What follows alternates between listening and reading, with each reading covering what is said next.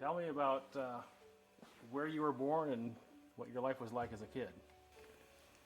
Well, I was born in North Dakota, and in a log house, and we moved from there into a frame house, and my dad was Alger Hughes from a medium-sized family.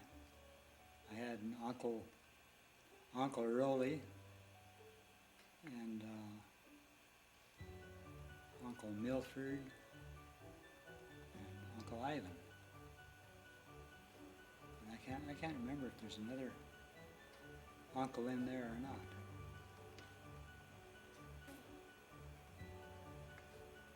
Do you have any aunts? Yeah, I had an Aunt Georgie and Aunt Edith,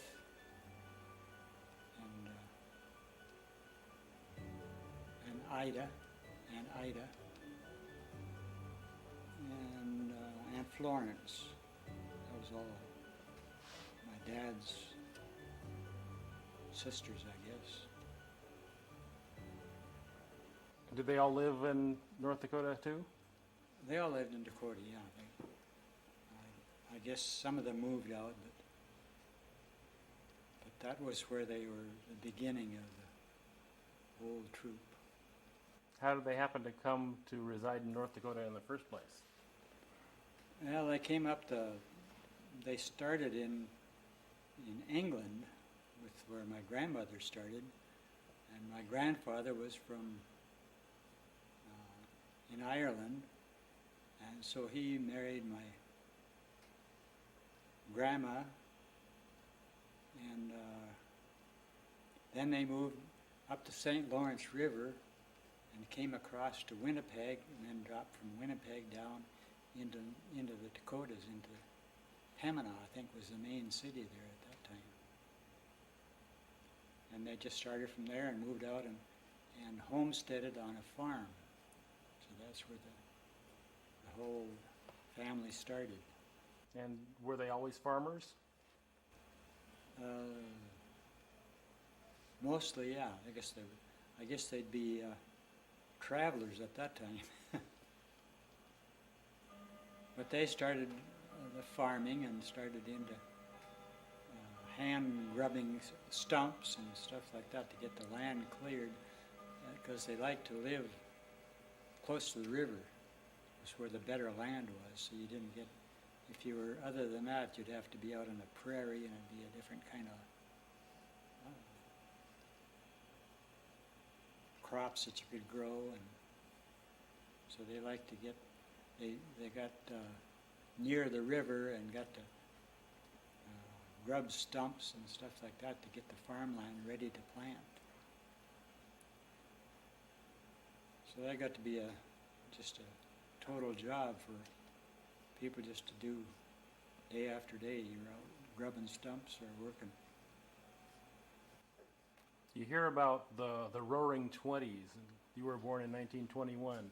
What do you remember of that time?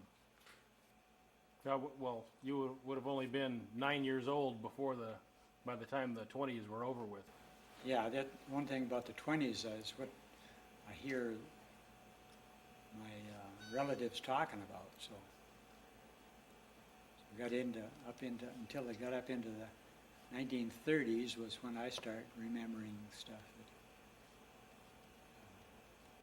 What do you remember about the 30s? Well, we moved from North Dakota. My mother wanted to move, and she had her brothers and family out in Seattle, and she wanted to move from North Dakota out to Seattle. So Dad got everything together and decided they'd make the move to Seattle, which they did, and then he started he got a partner, and they started into the building business, being a carpenter. So And that happened to be his dad was a carpenter, and his grandpa was a carpenter, so it just came right down the line. And now I'm a carpenter, and my kids are carpenters, a lot of them. So what was it like? Tell me about that trip from North Dakota to Seattle. I've heard that's quite a story. Well, when we came from Dakota, it was right in, let's see, in September, I believe. September and into October, because it took us 2 weeks to travel from North Dakota to Seattle. And it was in the fall, so that there was snow, and we traveled through Dad got a brand new 1928 Model A. And he had everything rigged on that, so you could open up the side of the car like a tent, and that would be a place where he'd have a little camp stove. He'd cook some type of meal there, and then we'd all eat and get in the car and get on the way again. So you just put everything away and you fold the tent down and away you go. Till we got to Seattle and ran into all the relatives there. So. And how many people were in the car? Let's see, there was 7 kids and my Aunt Georgie and Dad and Mom. And we all fit in that car. So we had a little seat on the back of the driver's seat, and it was just a little wooden bench built on there, and my brother and I sat on that little wooden bench. That was our seat to ride to Seattle, which was pretty neat because we could just get off that little seat and jump out the door, and we were free. So would they have 3 people across the back seat and 3 on their laps or something, or how'd you fit? Well, my Aunt Georgie took up about half the back seat, and so we had 2 kids would be in front, and then my brother and I was on that little wood bench, and then there was Eunice and Beatty and Verna, and I think Irene and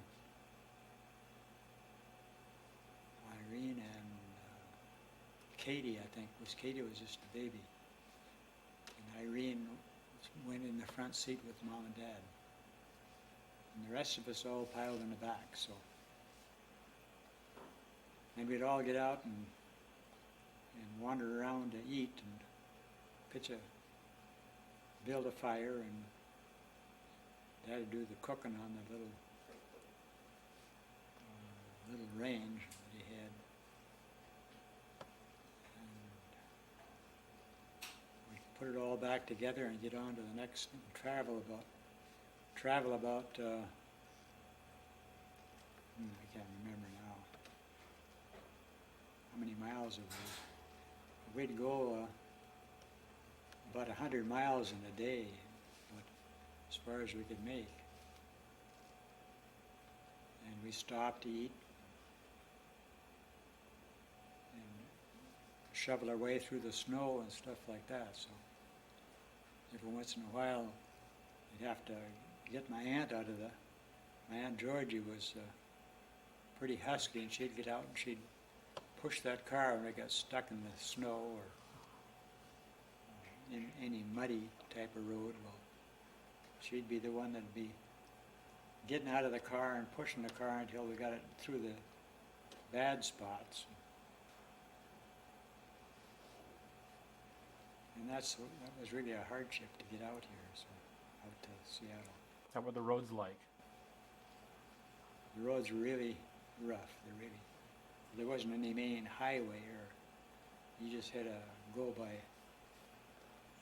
And the roads coming through Montana, went through the Rockies. Well, the Rockies, where the roads went, I remember this one spot where the dirt was caving off the edge of the road.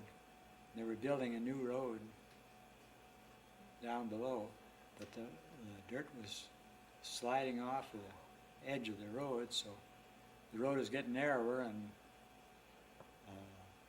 this one spot in the road, Dad had to get out and took a shovel and dug a trench along the edge of the road so the fenders could get by, to make a little more space for the fenders to get by and stay on the road.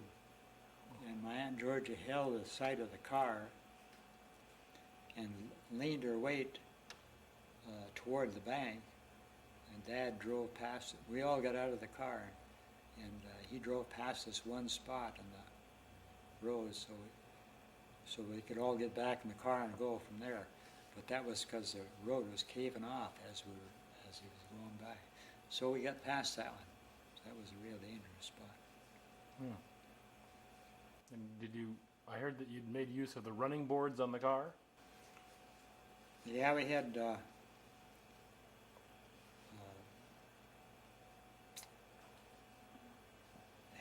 everything stored on the running boards. We had camp cots that we folded up, and they sat on the just laid on the running board, and then we'd open up these camp cots to sleep on at night, just to keep off the ground. And the camp cot opened up and put a blanket on it, and that was it. But you didn't actually stand on the running boards during the trip? No, we all got in, so we all got to sit on a seat. But the only time you ride in the running board was like Aunt Georgie when she was holding the car from sliding off the edge of the road. How many possessions did you bring with you? Did you just sell off everything before you left? Yeah, Dad had everything that we owned in that car, and that's what we started in Seattle with.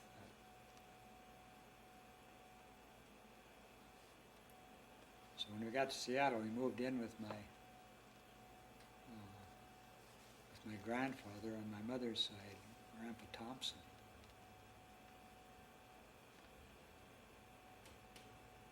And that's another whole story.